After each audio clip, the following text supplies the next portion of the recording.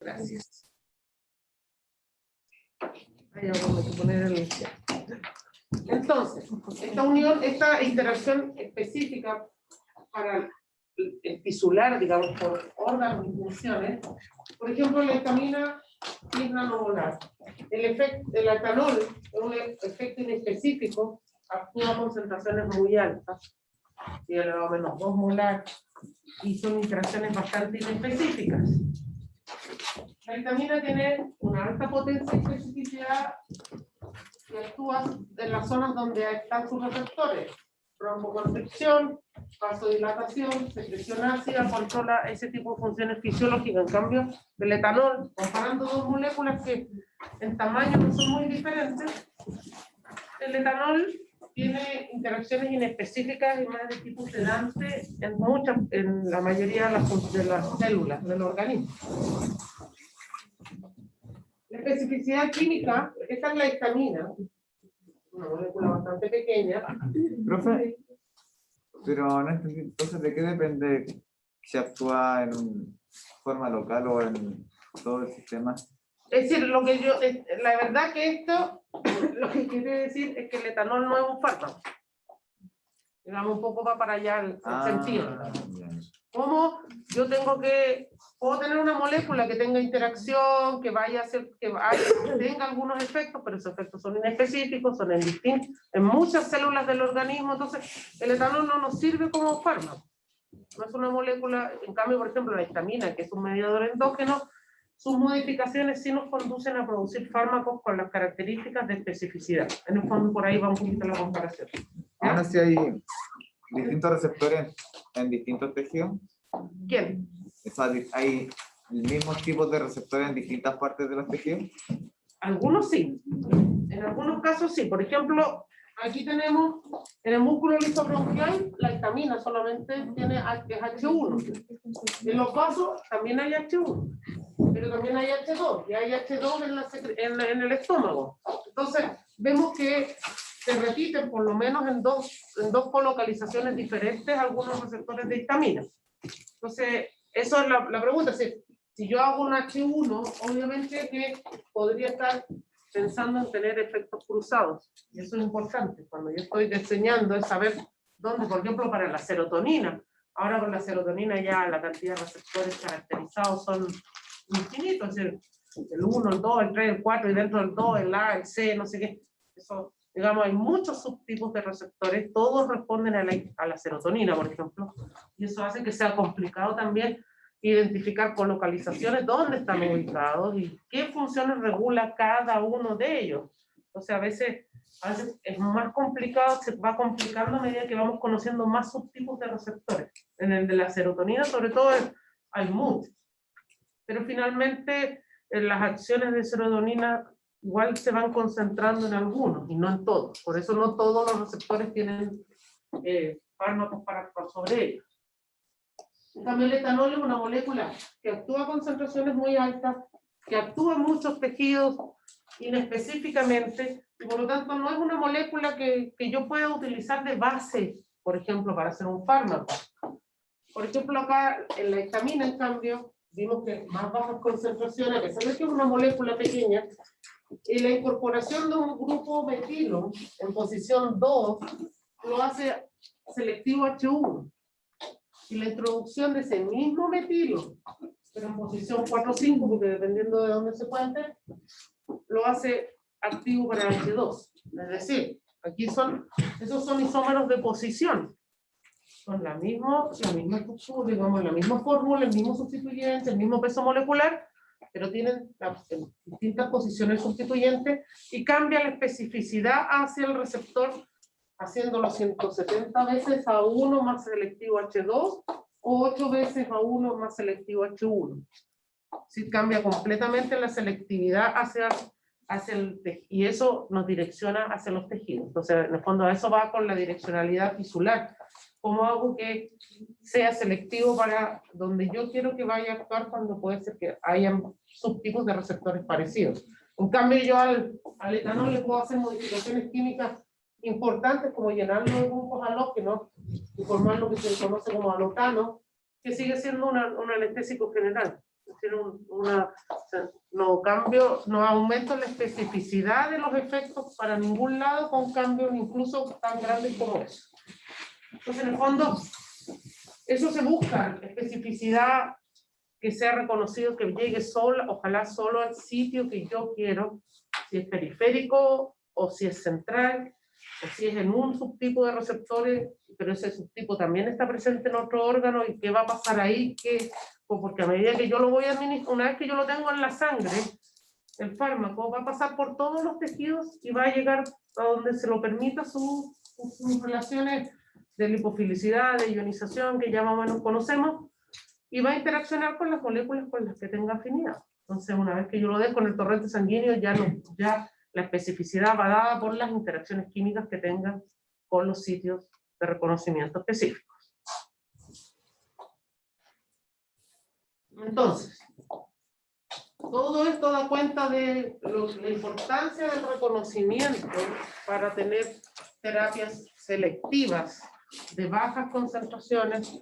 Mientras más bajas concentraciones, más probabilidades de tener menos efectos adversos.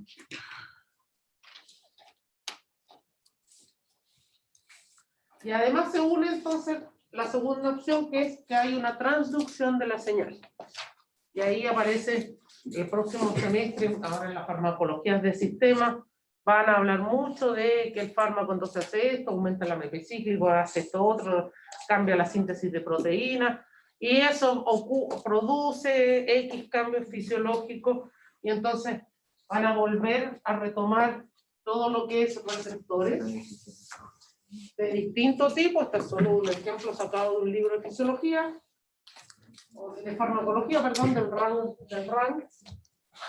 Entonces nosotros vemos receptores fisiológicos que pueden ser nucleares, donde el efecto demora horas, y eso es lo otro. Aparte de los procesos farmacocinéticos, el proceso farmacodinámico también condiciona el inicio de la acción de efecto. Es decir, si yo estoy usando receptores nucleares, en que esto requiere síntesis de proteínas, yo no puedo esperar efectos farmacológicos antes de 45 minutos a una hora, solo por la interacción fármaco-receptor, más toda la farmacocinética. En cambio, si yo tengo receptores ligados a canales iónicos, yo puedo tener el efecto en milisegundos. Una vez que llega, se gatilla potenciales y empezamos a ver los efectos. Perdón. Entonces, para nosotros ahora en este curso, simplemente nos interesa el fármaco con el receptor, las interacciones. ¿Qué pasa? Que vamos a evaluarlo genéricamente. Entonces nosotros tenemos, en general, si estamos hablando de receptores fisiológicos, nosotros hablamos de agonistas y antagonistas, pues los vamos a clasificar más detalladamente, pero cuáles son sus características, pero en el fondo el agonista interacciona directamente con el receptor y provoca mecanismos de transducción de activación, ¿cierto? En cambio el antagonista se une al receptor, y eso lo vamos a repetir varias veces, pero no tiene efecto, baja la carga, la señalización. Si estamos hablando de canales iónicos, en general se habla de bloqueadores de los canales iónicos, moduladores, si son enzimas en general son inhibidores, falsos sustratos, pueden ser prodrogas que también son metabolismos, si son transportadores, son sustratos de transportadores o inhibidores del transportador o falsos sustratos. Dependiendo en general, a veces van a ver que se habla de bloqueadores de los canales iónicos, antagonistas de los canales. En general, activan o disminuyen la función. Entonces, lo que nos interesa desde el punto de vista de la farmacología es cómo responde el sistema frente al fármaco. Y entonces ahora nosotros, lo que nos interesa es el efecto farmacológico. ¿Qué pasa después de esta unión? ¿Qué efecto vamos a ver?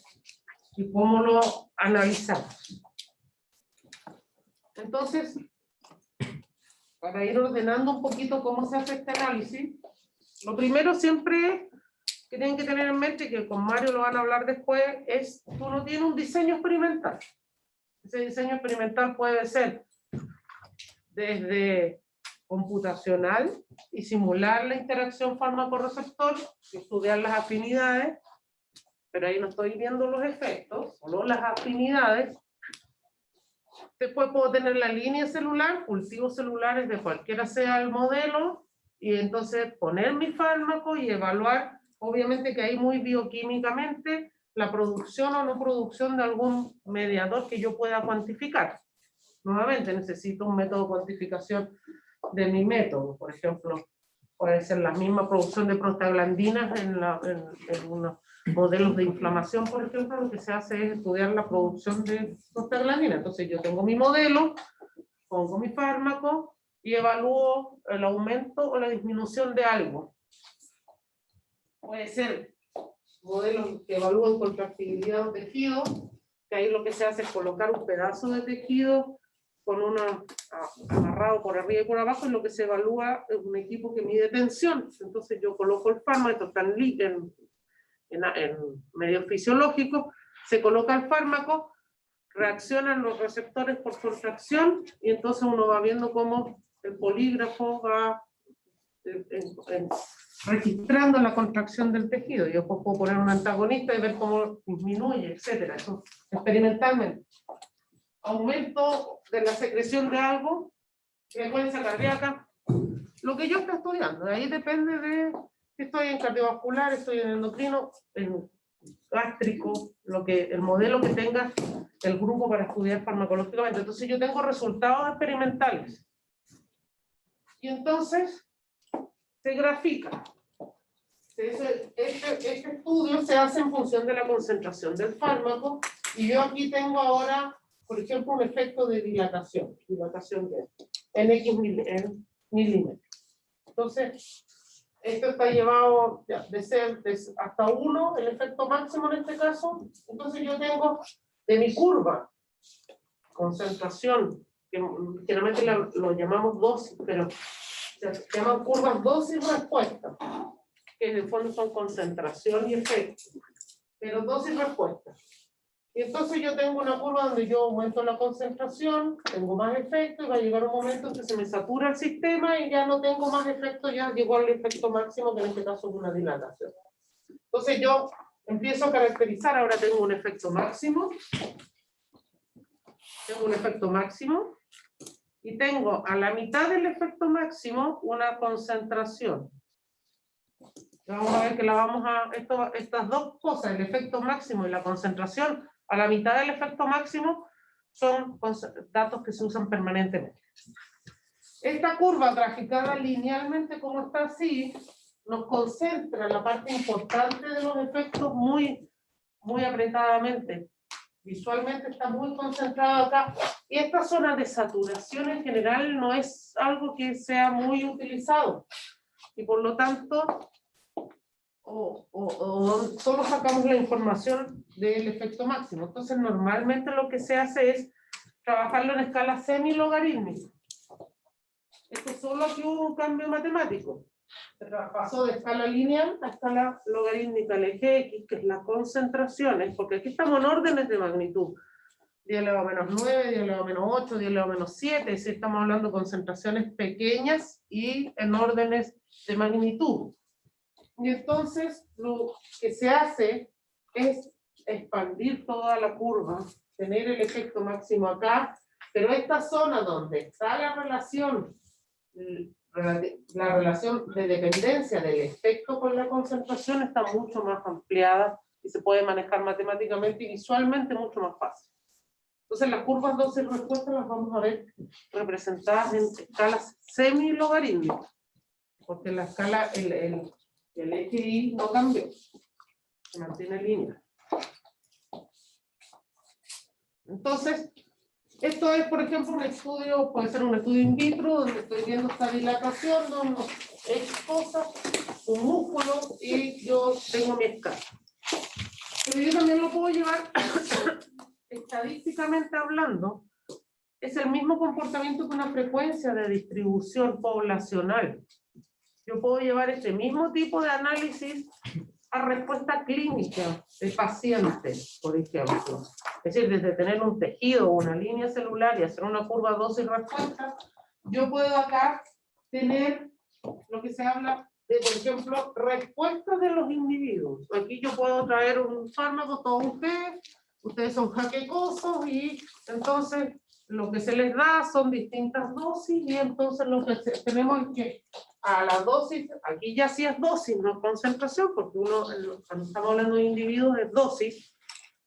Entonces, a dosis bajas responden 2, a dosis, subo la dosis, responden 4, responden, bueno, un Gauss perfecto, pero a esta dosis respondió la mitad, ya respondió, y yo lo puedo hacer en frecuencia de distribución, tipo campana de Gauss, o lo puedo hacer en aditivo.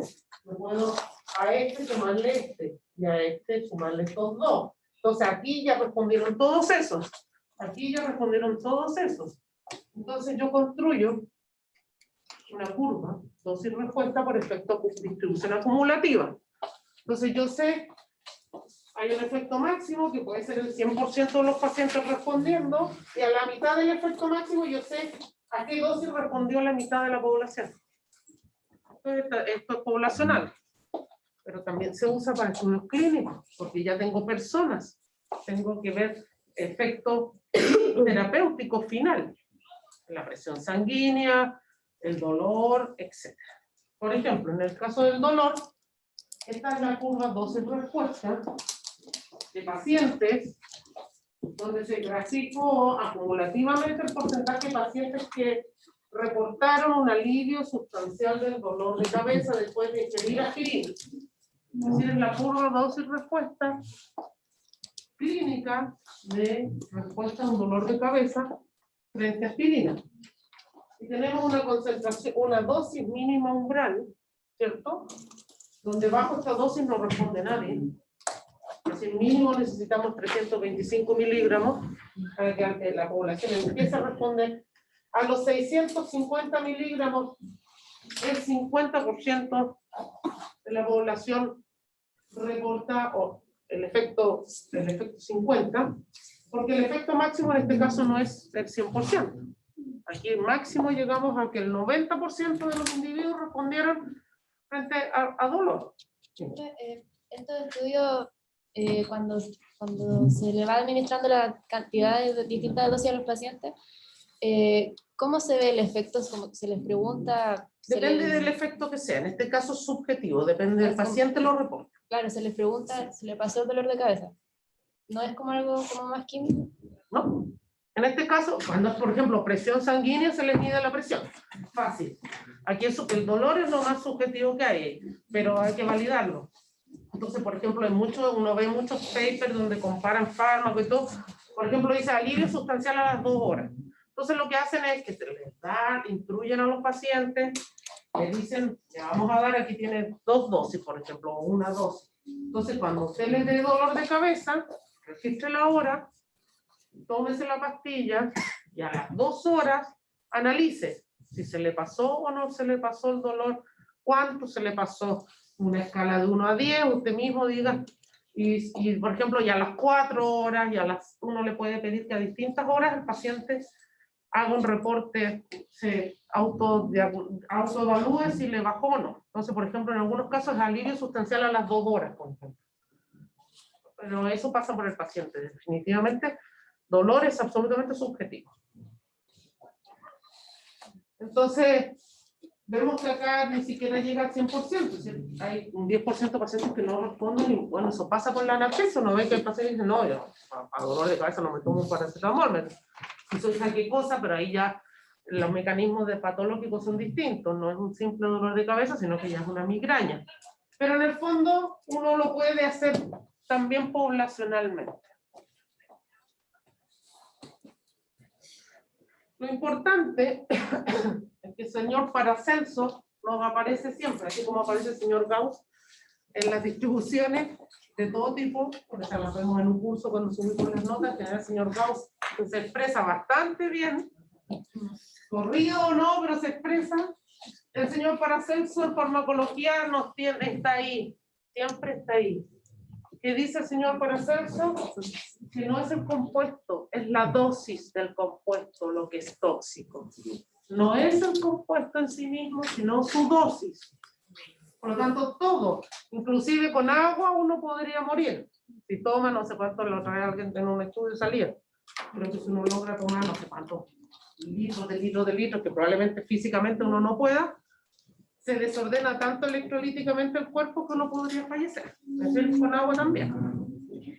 Así de simple, es la dosis, no es la naturaleza del compuesto, sino su cantidad. Y eso siempre tiene que estar presente en la farmacología, en la administración de medicamentos a la población. Siempre los efectos tóxicos están a la vuelta de la esquina. Y muchas veces el mal uso del medicamento por parte de la población, porque teóricamente nosotros del libro, ustedes van a salir de aquí con la teoría del libro, dice que no, si esto produce problemas, pero solo si se usa de esta manera. Con millones de personas usándola, siempre van a encontrar a alguien que la usa de esa manera y usos se vuelven innovadores y nos sorprenden con más posibilidades. Es decir, en la farmacéutica una vez se cuenta la historia, que creo que es verdad, que el paciente le dieron supositorio para dolor de muelas y se le llenó la boca de espuma porque se puso el supositorio al lado de la muela donde tenía el dolor. Porque nadie le dijo que era un supositorio y no teníamos que saberlo. Entonces, el mal uso, por ignorancia, sin ser peyorativa, sino por una ignorancia normal, nos hace que se nos abran los espectros de efectos adversos hacia más allá de lo que uno pudiera creer. Entonces, nunca se olviden que Paracelso siempre está rondando, siempre. Cada vez que sacamos un fármaco de un blister, Paracelso anda dando vueltas. Entonces, efecto farmacológico. Hacemos el experimento, no podemos no hacer los estudios. Porque por más que la química computacional nos diga que este fármaco es muy afín, tenemos que hacer los estudios. Y entonces, nosotros lo que hacemos es, si nosotros tenemos efectos, voy a poner, pongamos las mismas, por ejemplo, si eran los milímetros, y teníamos, no sé, 0.123, 0.248. Estos son los resultados de distintas concentraciones. 0.389. Y así avanzamos y tenemos, voy a usar el 1 para hacerlo más fácil. Tenemos que llegar a 1, y ahí se nos estabiliza. El efecto queda pegado. ¿Qué hacemos? En general, las curvas dosis respuestas, para obviar las unidades, lo normalizamos respecto al más alto. En este caso yo le puse 1, entonces este es el 100%, el efecto máximo, 1, 100% o 1. Y normalizamos todo el resto, que en este caso serían los mismos 0,389, etc. Pero normalizamos, entonces muchas veces van a ver que las curvas dosis respuestas están graficadas como efecto partido por el efecto máximo del experimento que estoy haciendo. Y por lo tanto, son de 0 a 1 o de 0 a 100, las curvas dosis respuestas.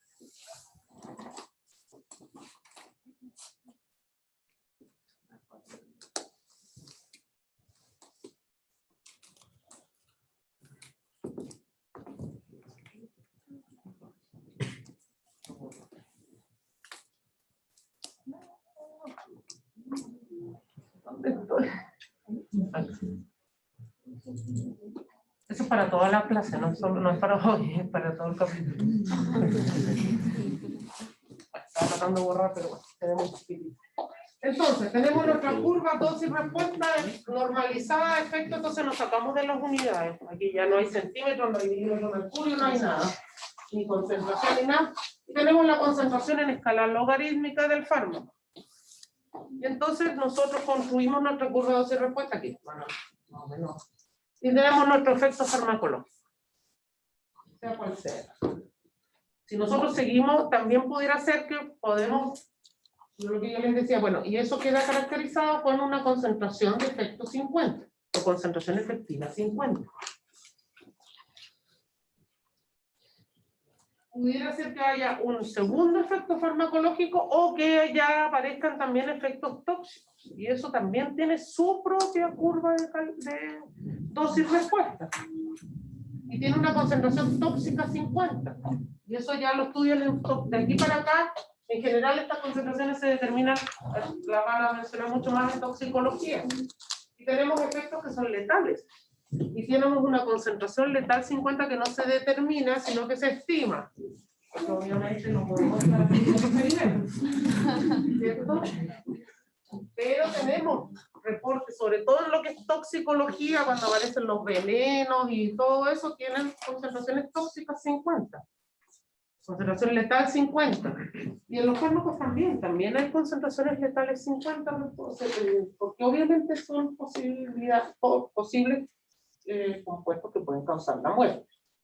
Entonces, cada uno es independiente, no porque este esté acá, este puede estar acá también y tener efectos que se van cruzando. Y entonces, podría ser, como yo les dije hace un rato, por ejemplo, si fuera la aspirina, por ejemplo, yo podría tener acá, como vamos en concentraciones, tendría el efecto cardioprotector. Por ejemplo, si esto fuera aspirina, ácido acetil salicílico, este podría ser analgesia. Y este podría ser efecto uricosúrico, que es a concentraciones.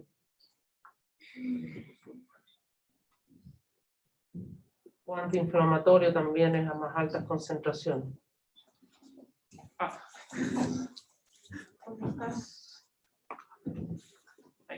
Entonces, pudiera ser también que estos sean 3 efectos farmacológicos distintos para la misma molécula que tienen cada uno su manera de estudiar. Es decir, el efecto cardioprotector se evalúa con mediciones de un tipo, el efecto analgésico con mediciones de otro tipo, el efecto antiinflamatorio con mediciones de otro tipo, porque las señalizaciones desde lo más bioquímico hacia adelante son completamente distintas.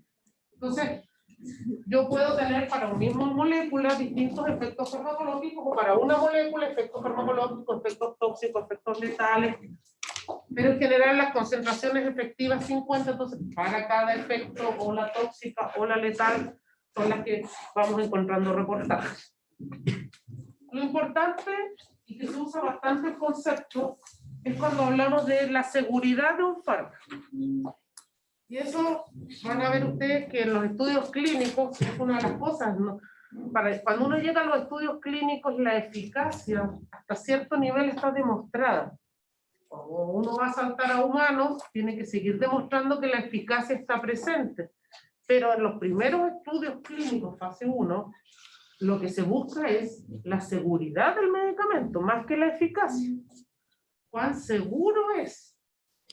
Porque si el fármaco no es seguro, me da lo mismo que sea súper eficaz. Si me va a disminuir la presión sanguínea de forma perfecta y va a dejar a los pacientes tiki-taka con concentraciones bajas y todo, pero les da taquicardia, les causa el efecto tóxico es hepatotóxico, muchas veces hepatotóxico, cardiotóxico o renal son los más comunes porque son los tejidos más irrigados, entonces donde muchas veces también se observan más efectos tóxicos.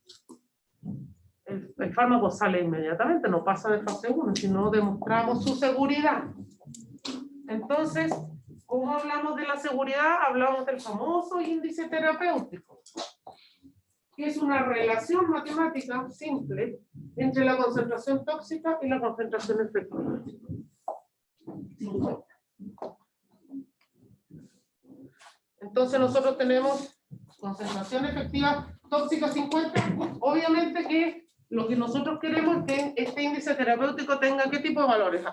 ¿Sobre 0 o bajo 0? Bajo 0. ¿Qué significa que sean bajo 0? Bajo 1, perdón. Sobre 1, bajo 1. ¿Qué significa que sea bajo 1? Que la concentración efectiva va a ser mayor. Pero si nos... Les voy a hacer una... Y elevado a menos 6. elevado a menos 7. Eso me está diciendo usted. ¿Cierto? La concentración efectiva es mayor que la tóxica ahí, ¿o no? Acuérdense que estamos hablando de concentraciones 10 elevado a menos algo. ¿Y eso es lo que estamos buscando?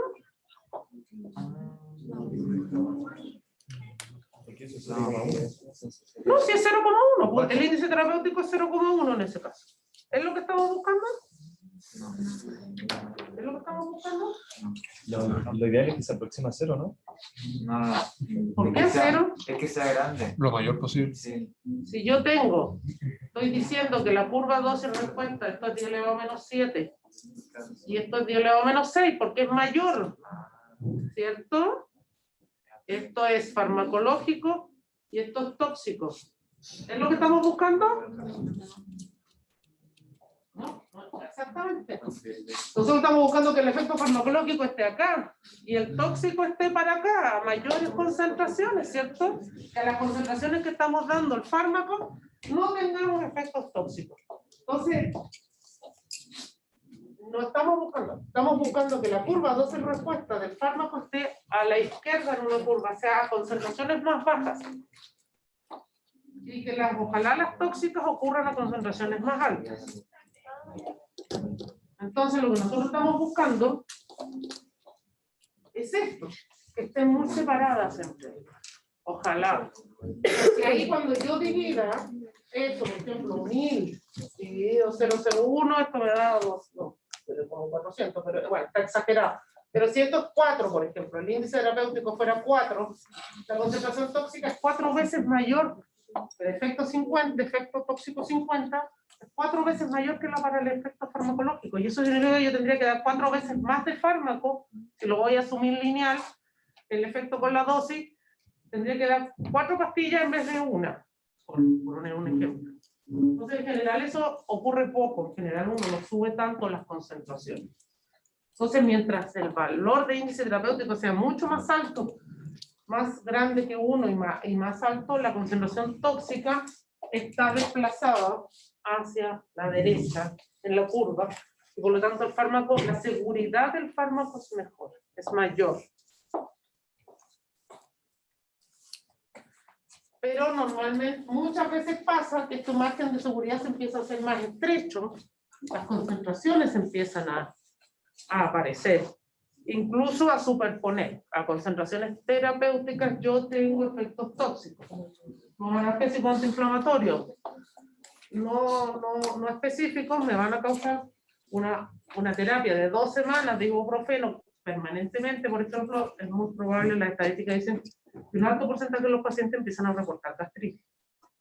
Porque en una terapia a largo plazo no estamos hablando de que me tome solo un ibuprofeno, sino en terapia. Entonces, uno habla de que los fármacos tienen margen terapéutico estrecho, margen terapéutico amplio, en función de cómo separadas están las dosis de efectos 50 con las dosis tóxicas 50.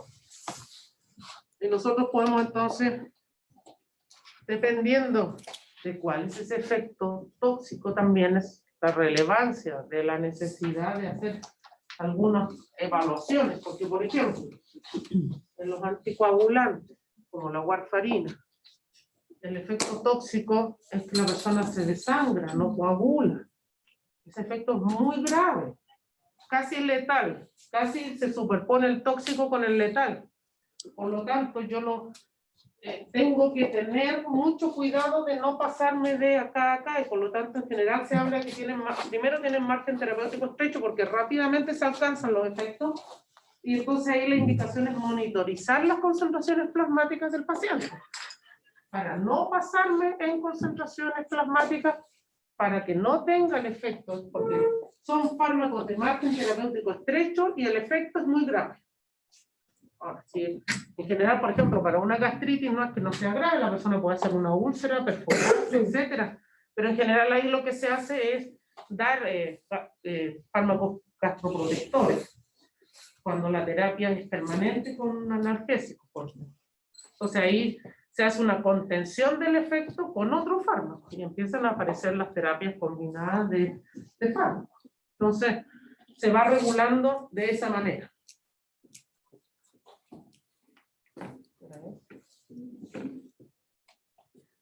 ¿Alguna pregunta hasta acá? ¿No?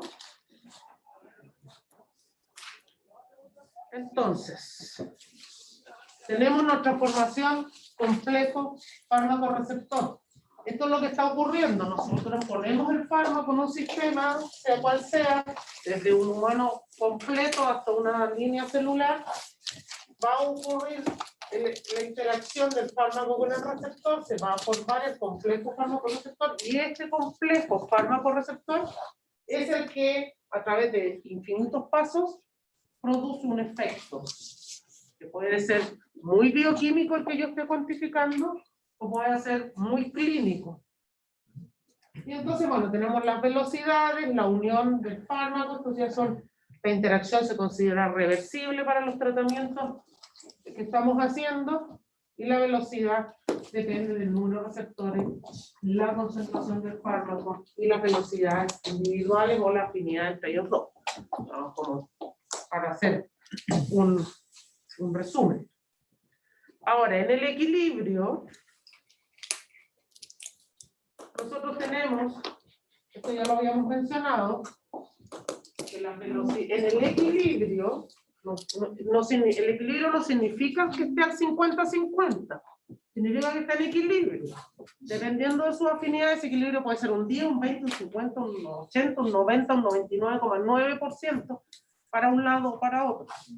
Simplemente significa que están. Y entonces se nos equilibran las velocidades individuales y tenemos la relación de las concentraciones, nos da la afinidad del fármaco por el receptor, que en este caso está expresada como constante de disociación, que es el inverso de la constante de afinidad.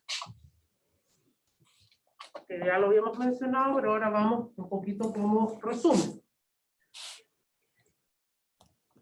Y entonces, nuestra formación de complejo fármaco-receptor la vamos a separar en dos análisis que se representan en la misma curva dosis-respuesta. Una es la unión del fármaco al receptor, que da cuenta que queda representada por la afinidad, que yo les decía que usamos principalmente constante de disociación porque las unidades son en molar, que es el inverso de la constante de afinidad, que es molar a la -1, y esto es una historia. ¿A qué concentraciones se me forma el complejo fármaco-receptor? Y después, formado el complejo fármaco-receptor, ¿qué intensidad de efecto va a producir ese complejo? Y son independientes, no porque sea más afín va a producir más efectos, son independientes unos de otros. No hay relación directa, no hay ninguna relación, la afinidad con la intensidad de efecto, es decir, no hay relación. Aquí tenemos el efecto partido por efecto máximo, y esto se mueve aquí. ¿Cuánto de intensidad? Aquí es donde en la escala de concentración se producen esos efectos. ¿Dónde? En una curva dosis-respuesta, la formación del complejo es en concentraciones. Es la afinidad y es donde tengo ubicada mi curva dosis-respuesta, más a la derecha, más a la izquierda, más ocurre aquí, ¿dónde? A día a la -9, día a la -8, día a la -7, pero una vez que tengo localizado eso, ¿cómo responde la intensidad de efecto? Se mide en el EPI. Entonces son parámetros que se cuantifican en potencia y efecto. Potencia, concentración, efectividad, es intensidad de efecto. Después lo vamos a volver a repetir. Como esto no lo tenemos, esto es muy químico, formación de complejo, y lo puedo caracterizar con una constante, o más o menos. Esto es llegar al efecto pueden ser, dependiendo del efecto, incluso hasta un efecto muy bioquímico puede tener múltiples pasos entre medio. Por lo tanto, lo que se hace es operacionalizarlo con una constante que se llama K3. En algunos países sale con otra mención, pero ¿por qué K3? Porque aquí está la 1, la 2, y esta sería la 3. Y es operacional. ¿Y esta vez por qué? Porque yo, acuérdense que normalizo los efectos.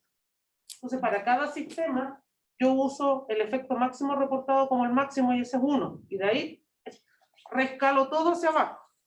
Entonces, vamos a ver que la vamos a usar operacionalizada. Vamos a dejarlo hasta acá. Si tienen alguna pregunta hasta el momento. Si no, lo dejamos hasta acá. Y sigan. Me queda claro eso de que ya sí no tiene relación con la que antes, por ejemplo, vimos Sí, yo favorezco el efecto.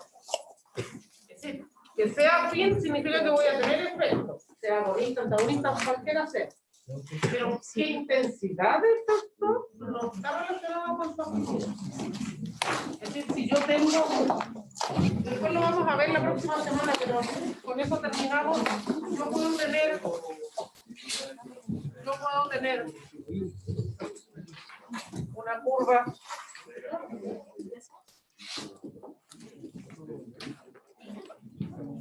yo puedo tener el fármaco A, puedo tener el fármaco B, o puedo tener fármaco C, puedo tener un fármaco D. Todo para la misma línea celular, todo para el mismo efecto. Aquí ahora nos estamos centrando en los mismos receptores, el mismo sistema. Ya no comparo peras con manzanas. Entonces tengo para una misma serie, con un mismo sistema, mi mismo experimento, yo para cada fármaco construyo su curva dosis-respuesta. Entonces yo lo que puedo saber que el fármaco C es el que tiene los efectos a las más bajas concentraciones, el más afín. Pero no es el que me produce con mayor intensidad de efecto. En este caso, A y C y D tienen los efectos máximos a su concentración. Entonces son parte de definir la dosis finalmente después. Por eso yo de un fármaco puedo dar 10 miligramos y del compañero de al lado que actúa sobre el mismo receptor tengo que dar 100. Porque una cosa es a qué concentraciones, aparte de toda la farmacocinética, qué concentraciones son las que necesito en el sitio de acción para ver sus efectos. Entonces cada uno es individual en sus efectos. Entonces la concentración a la cual forma el complejo receptor está aquí. La intensidad del efecto que yo voy a observar la analizo independientemente acá. ¿Ya? Eso. Listo, ahora sí, nos vemos la próxima.